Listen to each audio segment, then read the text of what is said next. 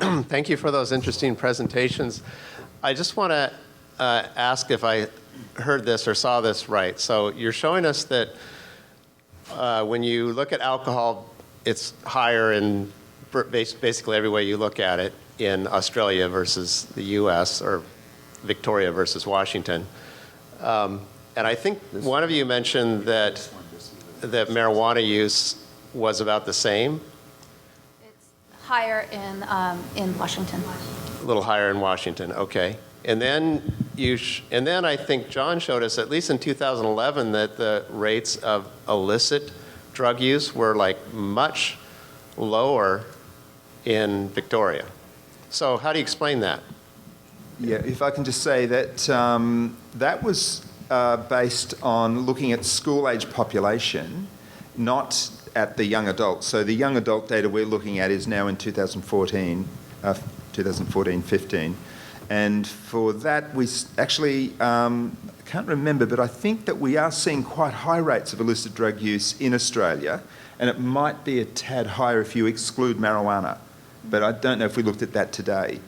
But so why did that happen to us?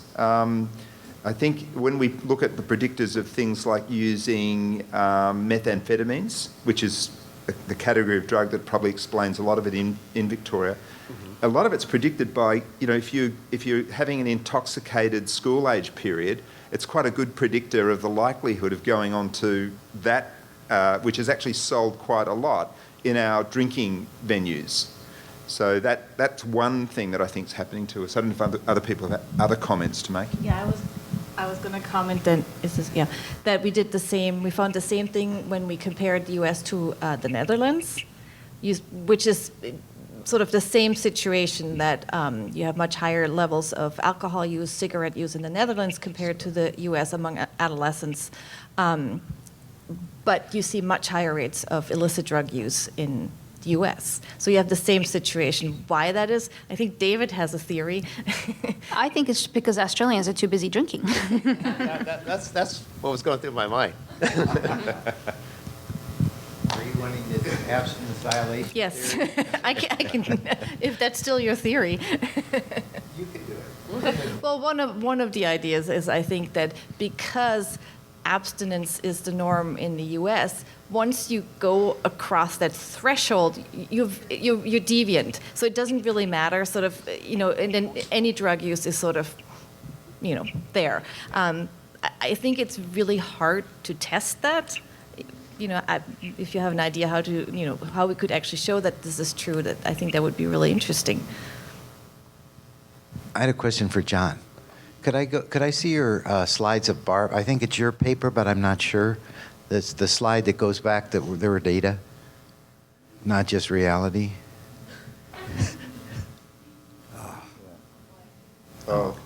Maybe it's too hard. No, I can. It's just I have to remember I'm on two screens.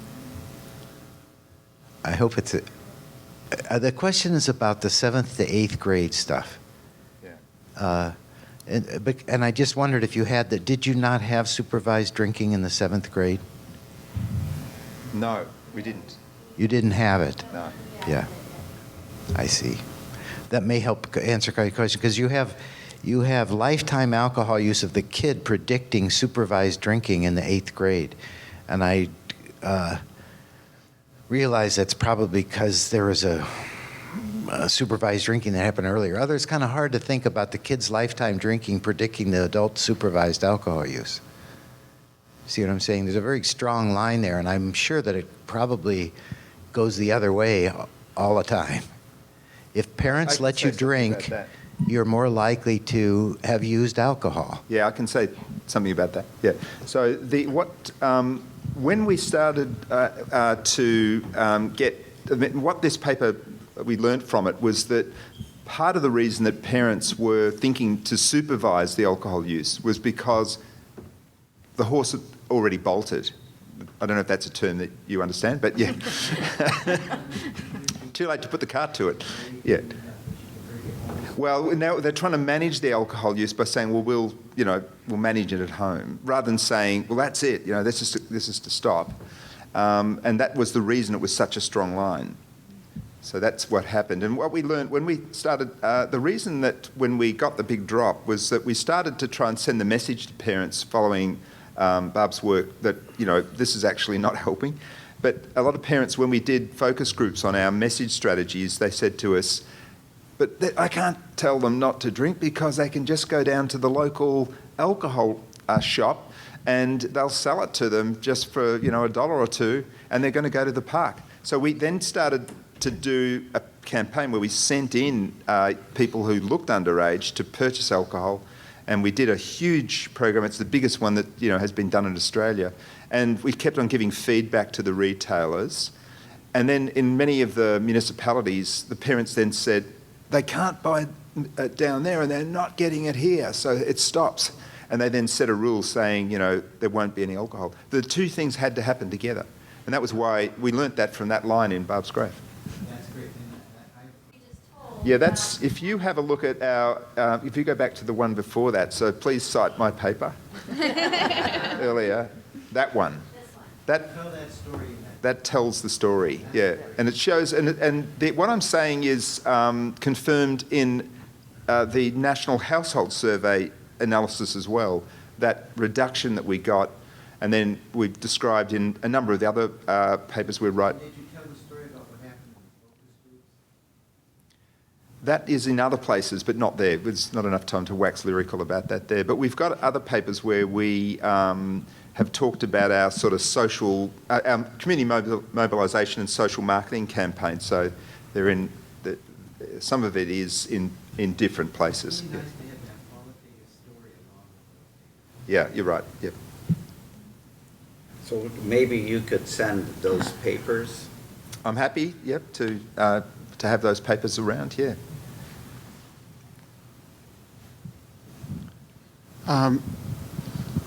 I think it's on.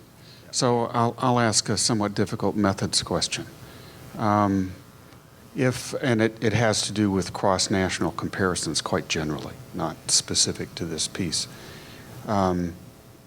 So if we had Victoria and we had Washington, and we randomized one of those states to receive an intervention and the other to be the control, and then we implemented the intervention, and we had baseline data in both states, and we followed people over time to see what happened. At the end of the day, I, among others, would say you can't analyze that. There's no way to evaluate the impact of that intervention because country is completely confounded with study condition. You can't separate variability due to intervention from variability due to country. Now, here, there's no randomized study, but you're trying to make a point about policies that exist in one state and not in another. And I'm curious, what's the difference? Why don't we have the same sort of methods concerns in that situation as we would if we had randomized? If you've got variability within the states, so that there's some people who are exposed to the policy and some who are not, that's different. Now we've crossed the state with the policy. But if the policy is completely nested within the state, I'm wondering, you know, how we can make inferences about the policy as opposed to the state statistically. It's a great question. And, you know, I think we can never completely, right, say this, because this is not an RCT. We can't randomize people to countries, which would have been nice, you know, methodologically speaking. But I think one way that we can look at just a little bit is to look at all of the similarities between the two samples. For example, with mental health. Mental health is, there are no differences in levels in mental health between the two countries. And that gives me more confidence in that the policy affects the outcome that are policy specific. So an alcohol policy is going to have effects on alcohol use, but not necessarily on something like relationship with your partner, relationship with your parents, or mental health issues. And so the fact that we see these effects on alcohol and drug use, but not other areas of life, gives me a little bit of hope, in this methodology. That the samples in the Victoria and Washington samples were chosen because the two states are very similar, as Rico was saying. And so, in general, the two cultures are not so dissimilar because we're both kind of, based on England, English way of life. And so, I think because we see these stark differences in alcohol behavior, but not in other behaviors, like Violence, mental health. like violence, mental health and delinquency, they're all about the same between these two cohorts, these two samples. That makes me think that our comparison is a good one. Can I say Yeah. something? Yeah. What I want to say is, I think what we agree. Within state variance in policies. Yeah. Yeah. I think what we would probably agree is that, the randomised trial is still very important in terms of, we've made a lot of progress, I think, in terms of understanding the effects of a particular policy or strategy. So what we did in Australia was, the reason I'm fairly confident that the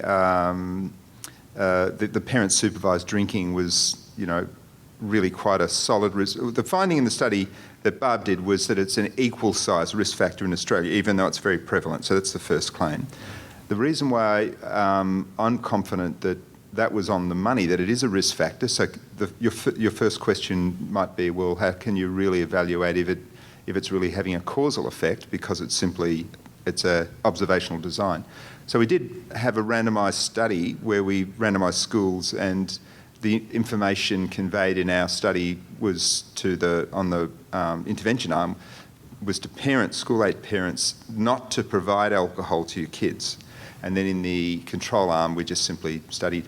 We got quite a significant reduction in binge drinking, so that was similar to Barb's ages from starting the intervention. So that was looking at the effect by year 9 was quite a reduction. And then we didn't do full mediation, but we did see that there was more parents saying that they were no longer providing supervised drinking in the intervention arm.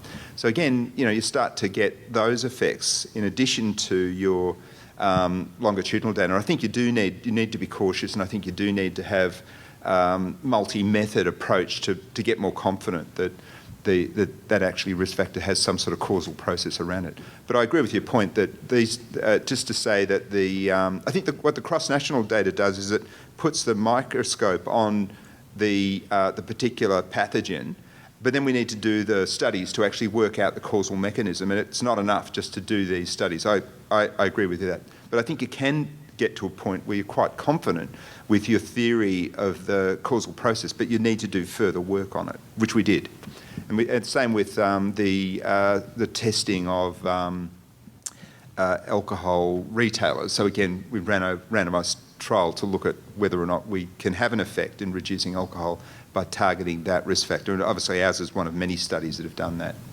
And just so that you know, we're just doing the observational studies now to look at these differences, but they're within country, although in my slide, I gave you a picture of, we do it black and white, it's one policy there, another policy here. There is state variation, as Sabrina showed, for instance, in no tolerance of alcohol at work, although bigger in Victoria than Washington State. I'm sorry, Washington State than Victoria.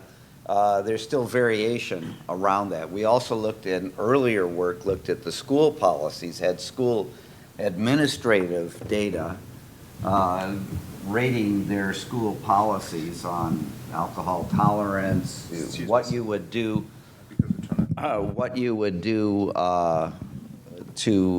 for an alcohol policy violation. Would you call the police? Would you refer them to a teacher or a counselor? And although there were differences across countries in mean levels of those policies and the way that you would expect a harm minimization or an abstinence general environment, there was also variation within country. A narrower range, and giving you a mean difference still between the two. So, yeah, it is, we're not making the causal argument. We're trying to say these studies give us, because we have great international variation, greater than within-country variation, that we can begin to understand these things to be able to go to the next stage. It's a step in identifying a potential causal process, but it's not the end. It's just the start. Thanks. To the extent that there is variability within the states, that helps a lot. Right. Oh, yes. I love the greater variability that you get overall by having two states that are rather different in a variety of things. That's also terrific. Yeah. I just it's a stronger case if there's variability within states on the policy issues that you're looking at, rather than completely Uniform. different in one state. Yeah. Then Right.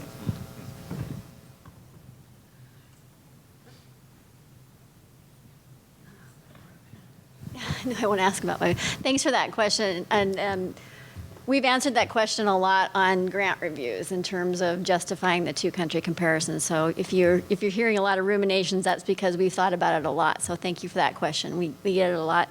My question is for Sabrina, and you were talking about the fact that young adults work in particular professions, and I'm curious if you looked at sort of the difference in terms of the types of work that young people were doing. Were there differences across the states that you would want to control for them, so that maybe young people in Victoria were doing something a little bit different, even though they had more college experience than in Washington State? So I'm curious about that. Yeah, I think that's a good question. We have data on that. I haven't been able to analyze it yet. We have data on industry and so forth. I think that would be the next comparison, to control more for differences in the workplace in other ways, because I've only looked at 3 types of workplace factors, but we also know that work stress, for example, is something that affects it, and sort of and we have information on that. So I think that is sort of my next step, to think about what other factors should we control for to make sure that it's actually, the alcohol environment. Right. So I think there's still potential in the data set to think about that, and this was just the first step. But I agree. I think controlling for additional workplace factors is really important. And we know that certain types of occupations are riskier for drinking than others, Right. like outdoors, food service industry, restaurants, waiting, bartenders, et cetera. And we have the data, but we haven't looked at it yet. The differences between I have it for countries. Australia, but not for the U.S. yet. That's why I didn't include it. I just really like that you learned that the supervised drinking In both contexts predicts. had this effect. And I think what's so interesting is John says, look, we had this other hypothesis. We had this hypothesis that worked different in our place, and it's not true.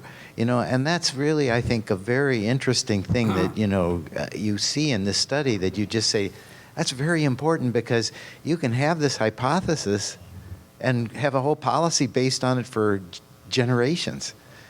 So I really think that this is very important work. That paper in particular is really important work, and That I paper do like got John's. a lot of good press, Barbara. And I like John's. It got her tenure, I think. And I like John's explanation of this, because otherwise it's troubling to people until you explain that Yeah. part about.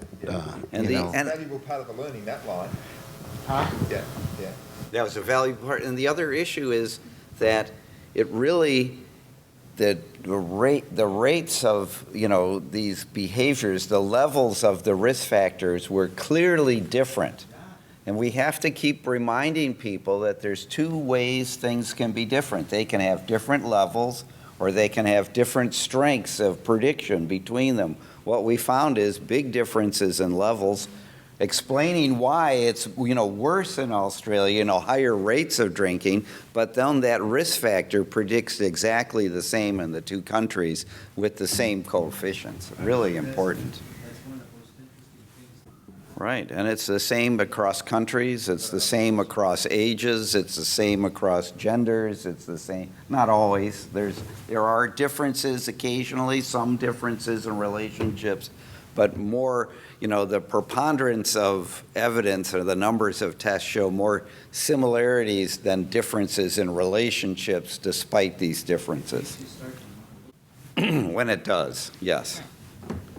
You have My question that I had for this might be the last one, right? We have to. Yeah, this conversation leads into the question that I was wondering about is, have you thought about for the risk and protective factors, did you look at peer influence? And then the second one is, do you anticipate in doing some sort of social network analysis to look at, the risk and protective factors? Yes, no. Yeah. Yeah, we certainly, because we have a longitudinal study, we've been obviously, Barb's paper focused on that time frame when families were still important, and now we're looking at workplace and other peer factors, et cetera, that are really related to the young adult time frame. And our next two time points when those come online really are talking about, we'll see bigger rates of transitions to family and other things. So there'll be different sets of these risk factors at different times. We would love to do social network analysis, but in this case, we can really only do ego networks because we can't have these kids now, although they started, they were really statewide samples, so they were all over each state, and now they're all over the world in some cases. So we really can't, look at a true social network, analysis. And so that's the no. Good question, though. It is a good question. We would love to do it, but some things are beyond even us. Thank you.